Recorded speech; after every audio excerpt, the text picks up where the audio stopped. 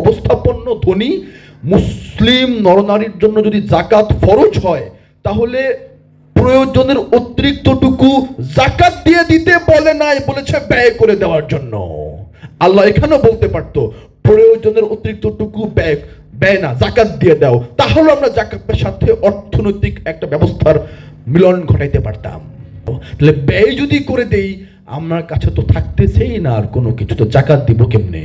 এটা তো আপনার নিজের প্রয়োজন, আপনার যতটুকু প্রয়োজন, এই প্রয়োজনের সীমানাটুকু বুঝতে হয়।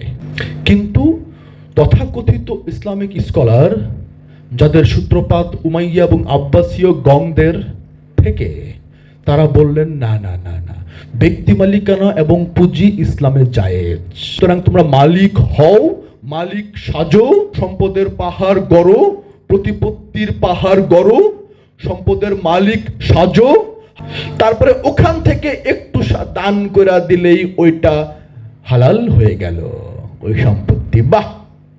কারণ মালিক না সাজলে দাতা সাজা যায় না যে, তাই তারা মালিক সেজে দাতার ভূমিকায় অবতীর্ণ হলেন। কিন্তু কোরআন প্রয়োজনের অতিরিক্তটুকু হাত থেকে ছেড়ে দিয়ে ব্যক্তি মালিকানার গালে থাপ্পড় বসায় দিলেন।